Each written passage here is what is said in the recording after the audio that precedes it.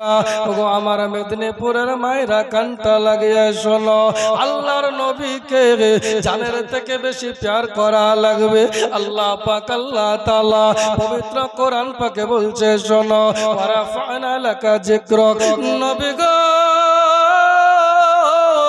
ইয়া রাসূল আল্লাহ, ইয়া হাবিব আল্লাহ, নবী গো আপনাকে আমি প্যার করে, আমি আপনাকে সব থেকে বেশি ভালোবাসি। ইয়া রাসূলুল্লাহ, ইয়া হাবিবাল্লাহ, আপনার শান ও শওকতকে, আপনার জিকির আজকারকে, আপনার ইজ্জতকে, সম্মানকে নবী গো আমি আল্লাহ তাআলা আলা করে দিলাম। আমি আল্লাহ আপনার ইজ্জতকে বাড়িয়ে দিয়েছে। ইয়া রাসূলুল্লাহ, ইয়া হাবিবাল্লাহ, নবী গো পৃথিবীর কোন ওয়াহাবি আপনার ইজ্জত কমাতে পারবে না। পারবে না কি বাবা? কেউ কমাতে পারবে না। আজকে আলা হযরতের উদ্দেশ্যে আজকের কি মুহিব্বে রাসূল আলে রাসূল আলা হযরতের উরুস শরীফ আপনারা করেছেন। আলা হযরত কি বলছে? अल्लाहु अकबर कबीरा, अल्लाहु अकबर कबीरा, तुझसे और जन्नत से क्या मतलब, वहाँ भी दूर हो। जोरे बोलते हो सुबहान अल्लाह। हम रसूलुल्लाह के जन्नत रसूलुल्लाह के, जोरे बोलो सुबहान अल्लाह।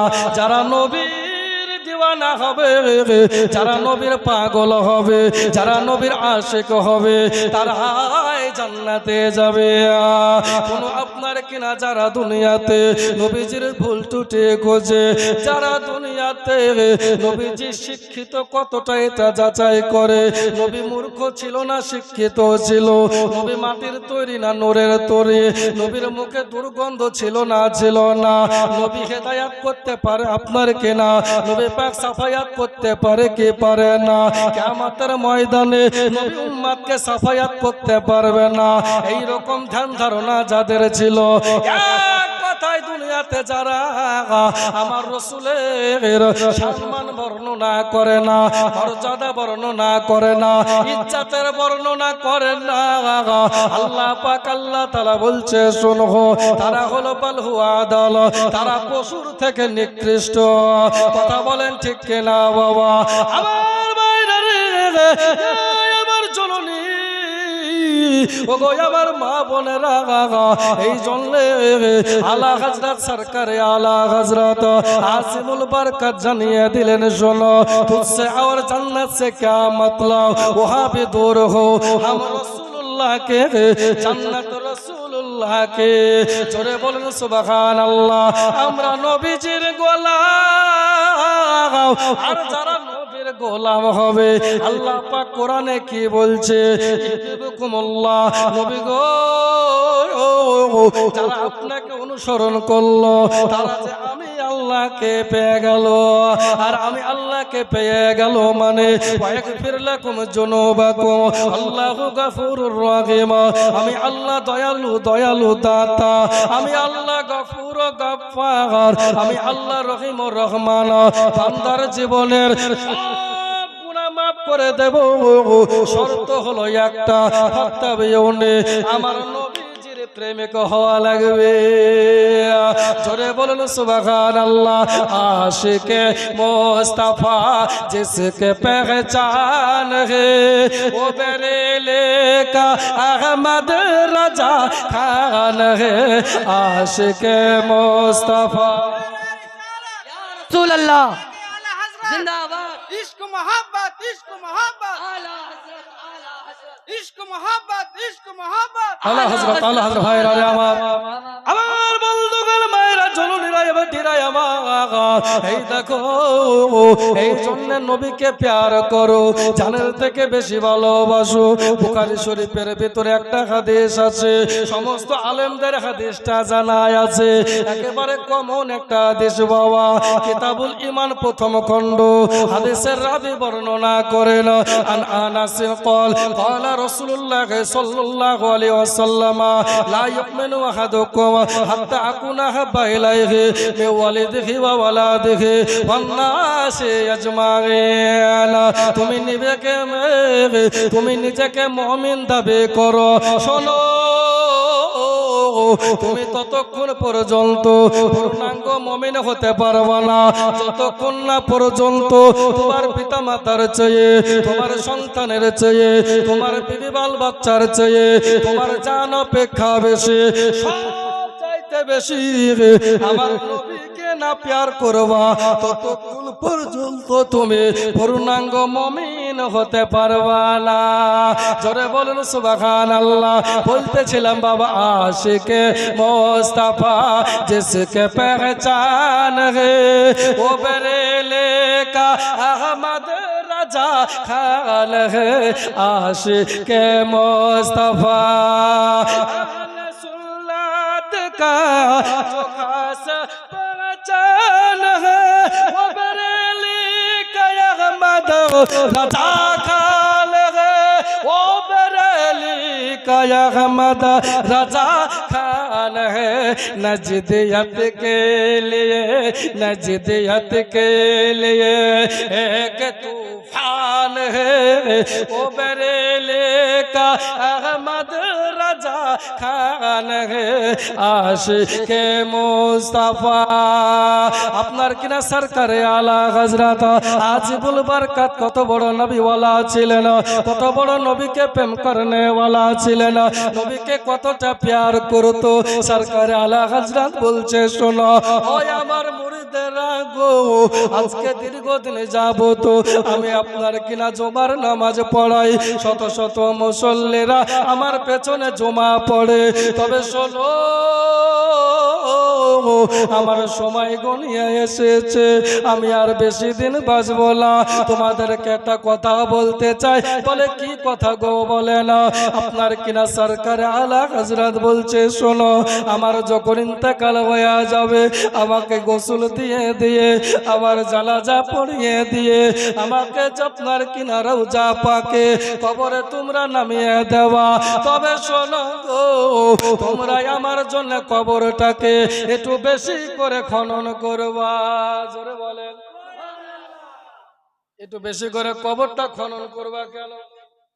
আলা হযরত ইমাম ইশকো মোহাব্বত বলছে এই জন্য একটু বেশি করে কবরটা খনন করবা, কারণ আমি কবরে যে জানো যখন আমার কবরে ফেরেশতার আপনার কিনা সওয়ালের জবাব হয়ে যাওয়ার পরে আমার ঈমান ও বিশ্বাস আমার কবরে দোনো জাহানের নবী এসে হাজির হবে। আমি আলা হযরত আমি আহমদ রাজা বেরেলি আমি নবীর প্রেমে এতই করেছি, আমার বিশ্বাস যখন আমার নবী আমার রওজায় আসবে আমি আহমদ রাজা আমি নবীর গোলাম আর রওজায় শুয়ে থাকবো না, রওজায় দাঁড়িয়ে গিয়ে আমার নবীজির কদমে সালাম দিয়ে দেব। ও আবার জনলে মনে রাগ আলা হযরত বলতেছে শোনো ইমাম আহমদ রাজা বলে আমার জন্য কবরটা বেশি খনন করবা যাতে করে কবরের ভিতরে দাঁড়িয়ে নবীকে সালাম দিতে পারি। আল্লাহ আল্লাহ আল্লাহ আল্লাহ আমি দুনিয়াতে সালাত ও সালাম পড়েছি, কখনো কাবে কাবদ্রুদ যা তুম পে কারোড়া দরুদ। জোরে বলুন সুবহানাল্লাহ। এ ভাই জানেরা আলা হযরত কতটা নবীকে প্যার করতো। ইমাম ইশকো মোহাব্বত বলে শোনো আমার যদি কলেজাটা ফেড়ে দাও, আবার কলেজা ফেড়ে দেওয়ার পরে তোমরা কলেজাটা বের করে দেখবা আমি আলা হযরতের কলেজায় আমি আহমদ রাজার কলেজায় একদিকে লা ইলাহা ইল্লাল্লাহ অপরদিকে মুহাম্মাদুর রাসূলুল্লাহ লেখা দেখতে পাওয়া। গোলাম বাবা কত নবীর আশিক ছিলেন, কত নবীর দিওয়ানা ছিলেন। আলা হযরতের জীবনী বললে সময় লাগবে, পরবর্তী প্রধান বক্তা মুফতি জুলফিকার সাহেব ওই সম্পর্কে আলোচনা করবে, আমি শুধুমাত্র টাচ দিচ্ছি। এ ভাই জানেরা গো হযরতে আলা হযরত আপনার কিনা রাদিয়াল্লাহু তাআলা আনহু রাসূল পাকের রওজা পাকে গিয়া একদিন যেন সালাম পড়তেছে। জোরে বলেন কি পড়ছে? সালাম দিচ্ছে, বলে ইয়া রাসূলুল্লাহ ইয়া হাবিবাল্লাহ। নবী গো,